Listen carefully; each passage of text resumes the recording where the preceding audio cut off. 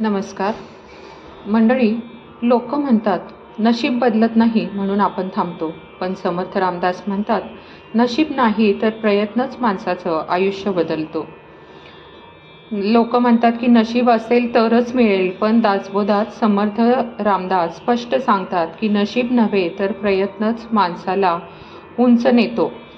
देवही त्यालाच मदत करतो जो प्रयत्न करतो. त्यामुळे नशीब बदलायचं आहे तर मग दासबोधातील प्रयत्न ही गोष्ट नक्की समजून घ्या. शुकासारिखे पूर्ण वैराग्य ज्याचे, वसिष्ठा परिज्ञान योगेश्वराचे, कवी वाल्मिका सारखा मान्य ऐसा, नमस्कार माझा सद्गुरु रामदासा. जय जय रघुवीर समर्थ. सार्थ श्री दासबोध दशक 12वा, समास 9वा, यत्न शिकवण. संतांची शिकवण सूक्ष्म रीतीने तपासली तर प्रत्येक संत प्रयत्नवादी असतो असे आढळते. हे जरी खरे असले तरी श्री समर्थांचा प्रयत्नवाद काही औरच आहे. या कर्मभूमीत मानवी जीवनात प्रयत्न हाच देव मानावा असे त्यांचे स्पष्ट सांगणे दिसते. पण एक अत्यंत दुर्दैवी माणूस होता. सर्व तऱ्हेच्या करंट लक्षणांनी तो संपन्न होता. त्यांनी जीवनाला कंटाळून श्री समर्थांना प्रश्न केला की माझी ही विपन्न अवस्था मला नकोशी झालेली आहे. मी जगावे की मरावे, आणि जगावे असं जर म्हणत असाल तर कसे जीवन घालवावे. त्याच्या प्रश्नास उत्तर देण्यासाठी श्री समर्थांनी हा समास सांगितला आहे. त्याच्या सांगण्याचा रोख असा की आळस झाडून टाकून माणूस योग्य दिशेने जर प्रयत्न करत असेल तर त्यास दैव अनुकूल झाल्या वाचून राहत नाही, हाच त्यांचा संदेश आहे. माणसाने निराश न होता जगण्याचा निश्चय करावा, पण जगावे कसे हे समजण्यासाठी त्यांनी जीवन पद्धतीची एक रूपरेषा सुद्धा सांगून ठेवली. माणसाने प्रथम उद्विग्नता टाकावी, प्रसन्न मनाने आत्मसुधारणेच्या मागे लागावे, आपण जसे बोलतो तसे वागण्यास शिकावे, निरपेक्षता ठेवावी, लोकांना गोड शब्दांनी आपले करून घ्यावे, हृदयात भगवंताचे ध्यान धरावे, मुखाने नामस्मरण करावे. असे जो करील त्याच्या अंगी तेज उत्पन्न होण्यास विलंब लागणार नाही. तो वरच्या दर्जाचा महंत बनतो, मग त्याच्या भाग्याला कमी पडणे शक्य नाही. प्रत्येक देशात, प्रत्येक समाजात, प्रत्येक कालात काही दुर्दैवी माणसे असतात असा मानवी जीवनाचा नियम आहे. अशा प्रकारचा एक दुर्दैवी व करंटा माणूस तळमळून श्री समर्थांना आपली परिस्थिती सांगतो. अखेर जगण्यात काही अर्थ आहे का नाही असे प्रश्नचिन्ह त्याच्यापुढे उभे राहते. त्याचे वर्णन ऐकावे. कोणाचा आधार नसलेला एक दुबळा माणूस होता. त्याची सर्व बाजूंनी ओढाताण असे. तो आळशी आणि खादाड होता, शिवाय तो कर्जबाजारीही होता. मूर्खपणामुळे त्याचे जीवन सगळे अस्ताव्यस्त झाले होते.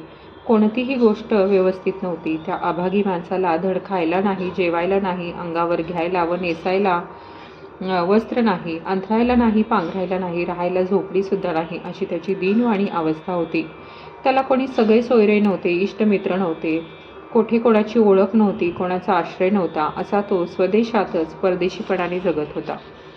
अशा माणसाने काय करावे? कोणती आशा जीवाशी बाळगून जगावे?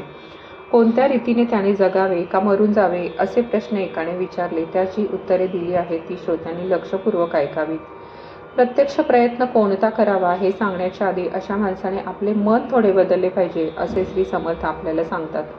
मानवी जीवनाचा असा नियम आहे की कोणतेही काम, मग ते लहान असो किंवा मोठे असो, केल्याशिवाय होत नाही.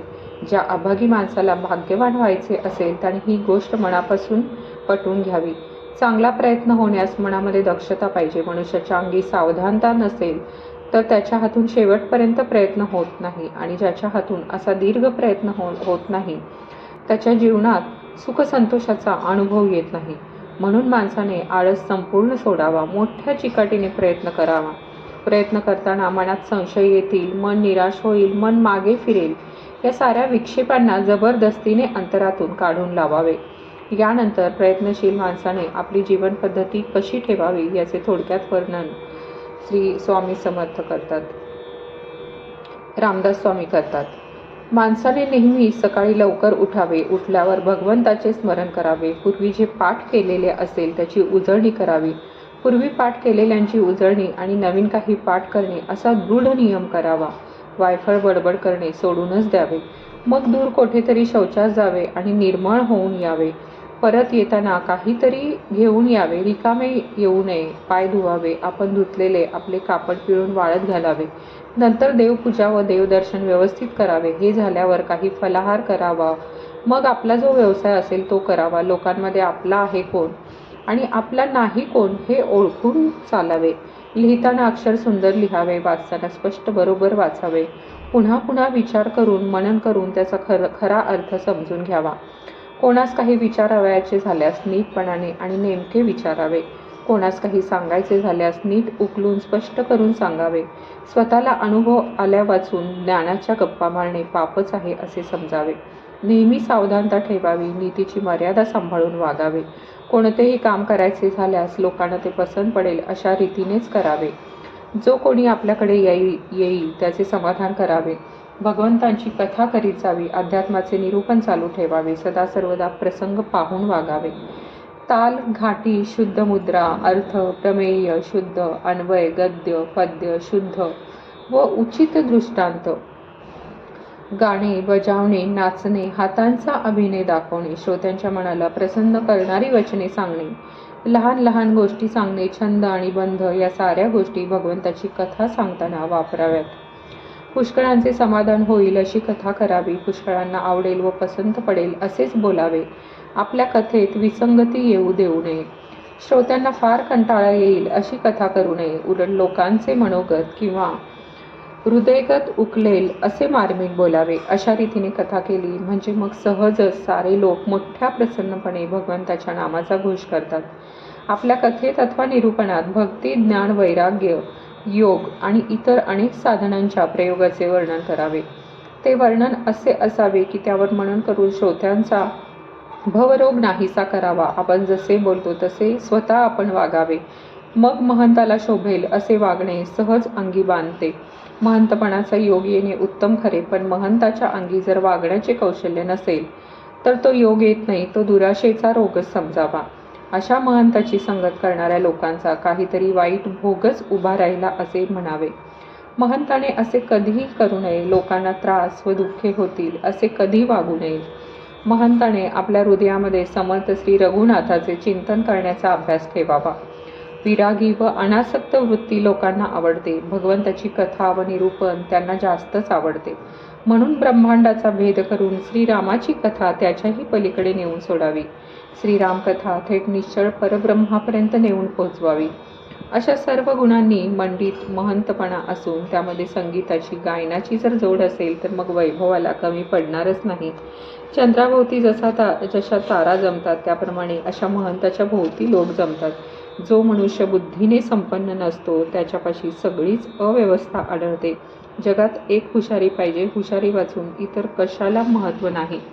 आपल्या बुद्धीचे सामर्थ्य खूप वाढवावे. आपण ब्रह्मांडाहून विशाल होऊन जावे इतका बुद्धीचा विस्तार असावा किंवा करावा.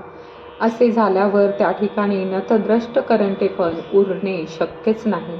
अशा रीतीने मूळ शंकेचे येथे निराकरण झाले.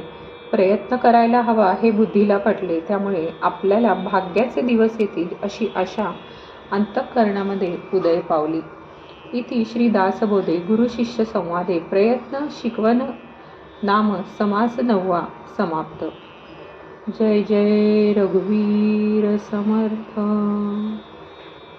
तुम्हाला हा व्हिडिओ आवडल्यास कमेंट, लाईक, शेअर करा आणि हे चॅनल सबस्क्राईब करायला विसरू नका. श्रीराम.